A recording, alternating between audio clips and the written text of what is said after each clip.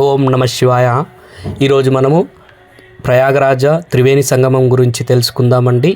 మేము కాశీ నుంచి ప్రయాగరాజ్ వెళ్ళాము. ఇది మనకు ఉత్తరప్రదేశ్లోని అలహాబాద్లో ఉంటుందండి ప్రయాగరాజు. ఇక్కడ 3 నదుల కలయిక సంగమం అండి. త్రివేణి సంగమం అంటే గంగా, యమున, అంతర్వాహినిగా సరస్వతి నది ఉంటుంది. ఈ 3 నదుల యొక్క కలయికనే త్రివేణి సంగమం అంటారు.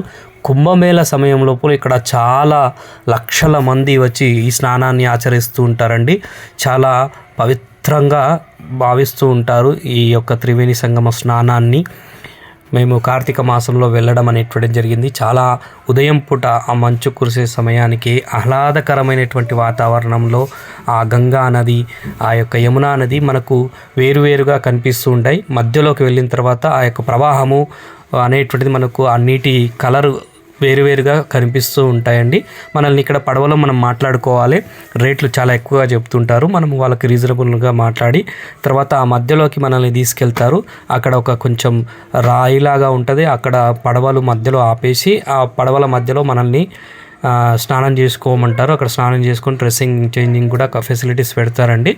అక్కడ ఆ విధంగా మనం త్రివేణి సంగమం అనేటువంటిది చూసి స్నానాలు చేసుకొని ఆచరించి రావాల్సి వస్తుందండి. మా అమ్మ వాళ్ళు కార్తీక మాసంలో వెళ్ళడం అనేటువంటిది జరిగింది కాబట్టి వాళ్ళు అక్కడ కార్తీక దీపాలు కూడా ఆ త్రివేణి సంగమంలో వదలడం అనేటువంటిది జరిగింది. చాలా అద్భుతమైనటువంటి ప్రదేశము. కాశీ నుంచి ఈ యొక్క ప్రయాగరాజ్కి వచ్చేటప్పుడు ప్రకృతి అంతా కూడా చాలా అద్భుతంగా ఉంటుందండి. చూడండి, మా అమ్మ వాళ్ళ కార్తీక దీపాన్ని ఆ త్రివేణి సంగమంలో వదలడం జరుగుతుంది.